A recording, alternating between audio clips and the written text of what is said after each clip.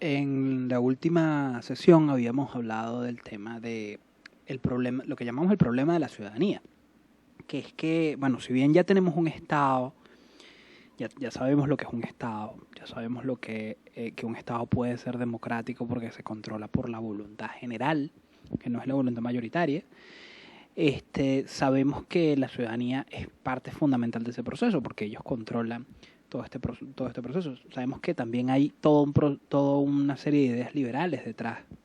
La idea de los derechos naturales, que vienen antes de todo, y ahí sale la idea de los derechos humanos, la idea de que el poder tiene que dividirse en partes para poder ser controlado, para que asegurar que cumpla su labor.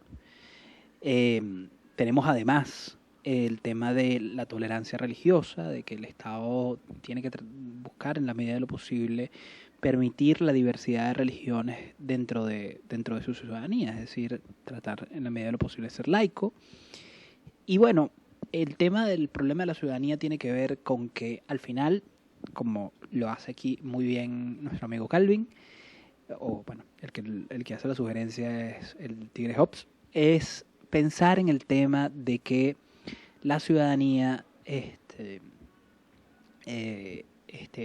tiene intereses propios, individuales, y la comunión entre esos intereses individuales y esos intereses colectivos es parte fundamental de todo el proceso político y todo el proceso de la construcción pública. Sabemos que hay un gobierno, pero el gobierno ¿para qué es? Sabemos que el Estado tiene una razón de ser práctica, ¿no? Pero conforme vamos estructurando un Estado republicano, hay opiniones distintas sobre lo que tiene que hacer y lo que no tiene que hacer el gobierno y para qué tiene que existir. Lo que tenemos a la derecha es una imagen del Palacio de Tullerías, un escenario importantísimo de la Revolución Francesa, una de las primeras revoluciones importantes donde los civiles tomaron el control a la fuerza, por la fuerza del poder, y hicieron cambios bastante importantes en la estructura social, al punto que intervinieron en cada detalle de la vida social, y eso terminó en cosas muy oscuras. La Revolución Francesa terminó con la decapitación de cientos de miles de personas. Creo que llegamos a nada más a las miles de personas, tendría que verificar los números, pero esta imagen que tienen enfrente es la decapitación del rey. Curiosamente, los revolucionarios creían que este proceso de decapitación era humano, que era una manera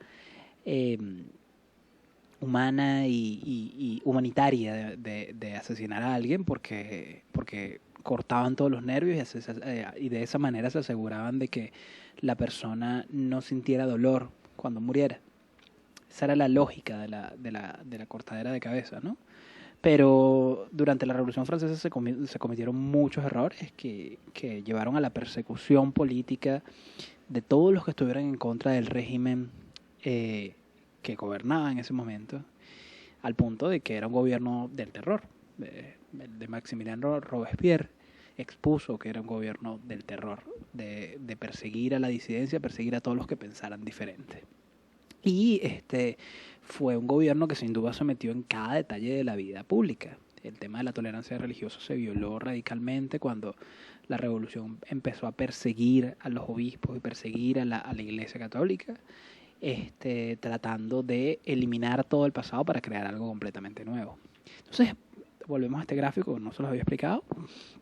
Era el tema de la conjunción entre lo público y lo privado, los intereses de un grupo y los intereses de la mayoría. ¿Dónde queda el bien común ahí? Sabemos que a veces hay intereses personales que chocan con los colectivos y a veces intereses colectivos que oprimen a algunas personas. Entonces, el tema de la democracia y cómo la democracia se adapta al Estado de Derecho en estos momentos es bastante importante. Entonces, hacemos la pregunta, y esta pregunta es una pregunta que siempre genera bastante debate en el salón y que vamos a abrir un foro para esto. ¿Funciona siempre la democracia? La democracia, entendida no en el sentido griego, sino entendida en el sentido contemporáneo, es un poco más compleja porque tiene al Estado de por medio.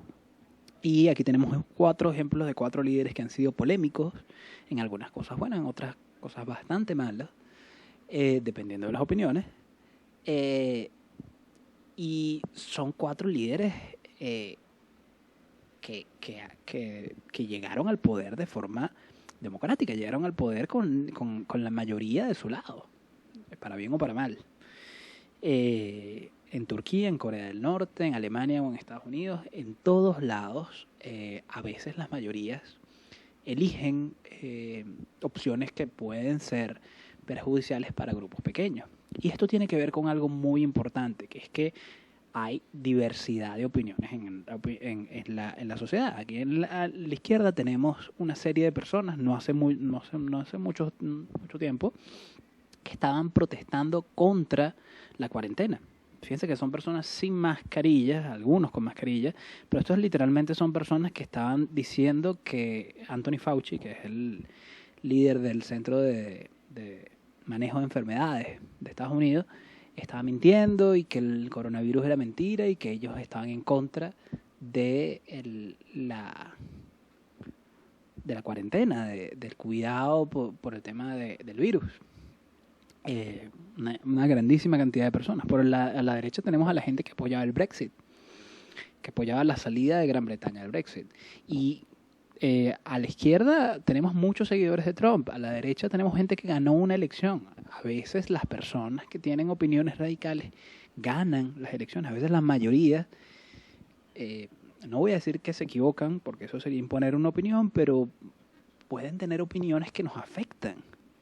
Entonces, cómo convivimos con el tema de la diversidad. Y eso es importantísimo en esta materia, porque muchas veces la opinión gerencial y la opinión que les puede parecer correcta a ustedes como personas que diseñan políticas públicas o personas que buscan promover una política pública, puede parecerles muy correcta, pero van a encontrar la oposición o el apoyo de grupos, radicales o no, que no van a estar de acuerdo con ustedes. Eso es parte de las sociedades democráticas contemporáneas. Y lo vemos aquí.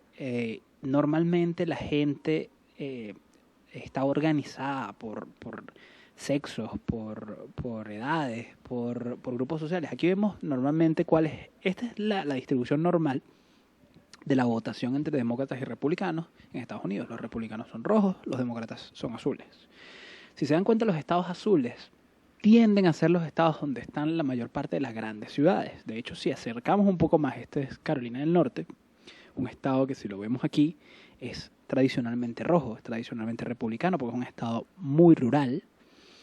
Pero cuando nos acercamos en ese estado, nos damos cuenta que hay puntos en las ciudades de los estados son extremadamente demócratas. O sea, vemos que hay un tema de que el campo y la ciudad tienden a ser puntos de diferenciación, pero no son los únicos. Lo del campo y ciudad también apareció en Brasil, y vemos como también en los lugares donde estaban las grandes ciudades de Brasil había un apoyo más grande hacia el Partido de los Trabajadores, y el partido del actual presidente fue electo por los votos rurales. En el caso de Italia, que vamos a ver más adelante, en la clase de más adelante, tenemos un caso importantísimo de la diferenciación entre el norte y el sur. El norte tiene una economía mucho más diversificada, urbanizada, y tiene una economía mucho más rica en general. Están grandes ciudades industriales como Milán, Véneto,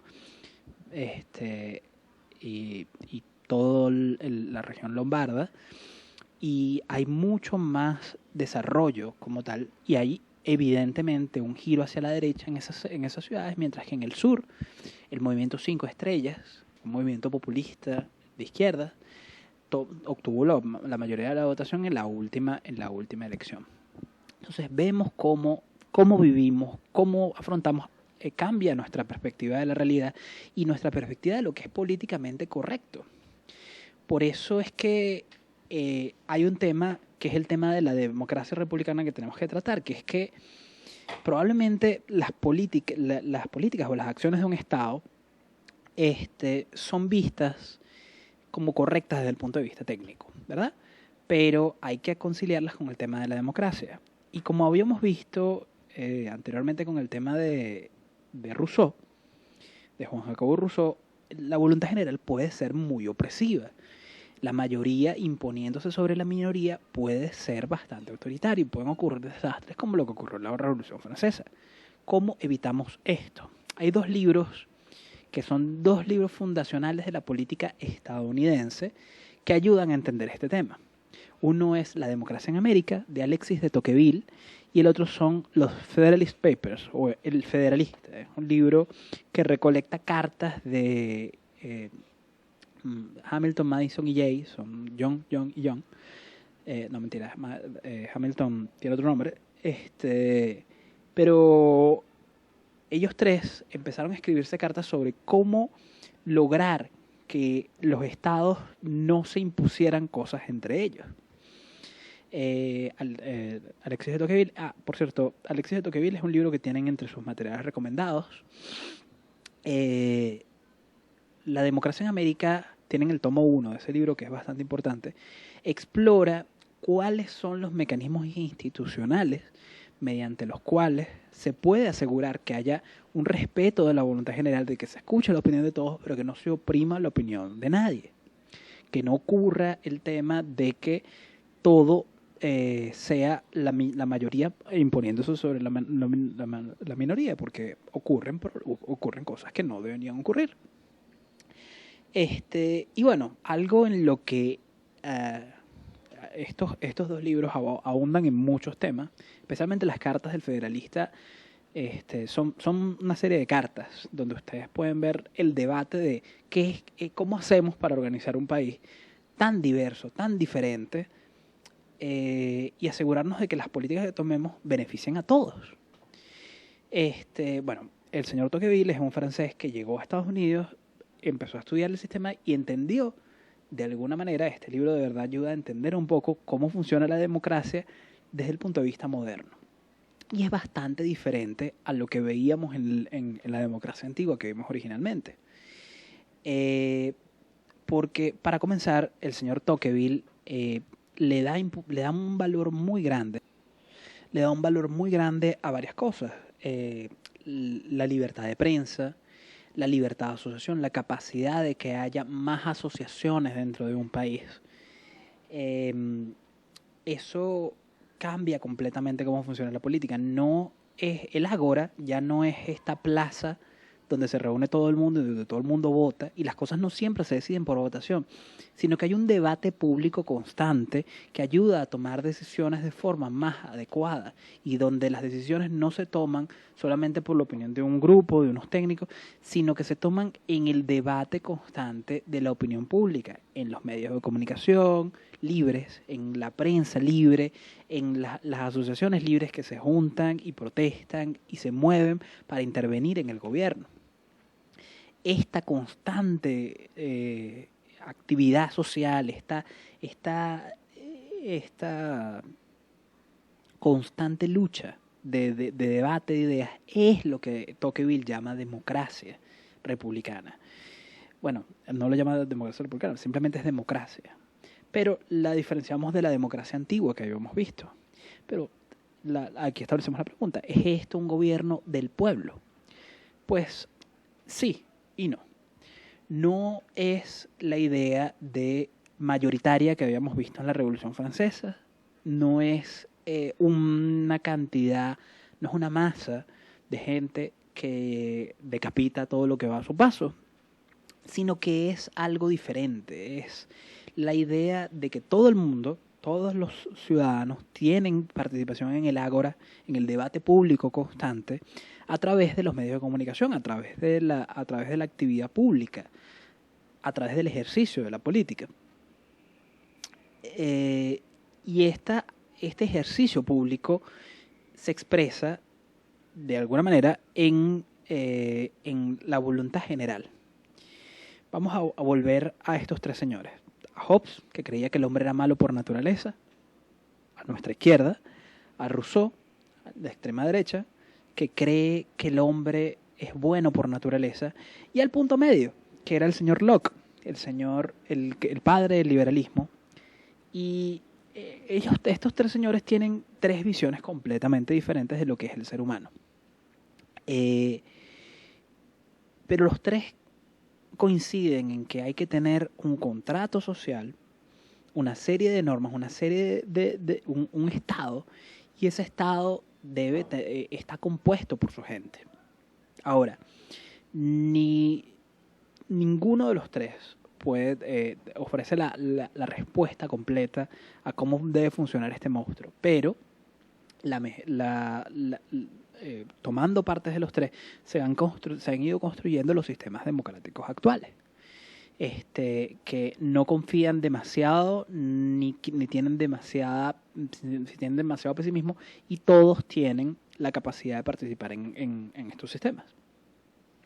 Esto es lo que llamamos la democracia representativa. La democracia representativa tiene varios pilares. Primero que todo, el tema de evitar la tiranía de la mayoría sobre la minoría. Eso es algo en lo que Tocqueville hace mucho énfasis, y que es un problema que Rousseau no consideró entre su visión de la democracia.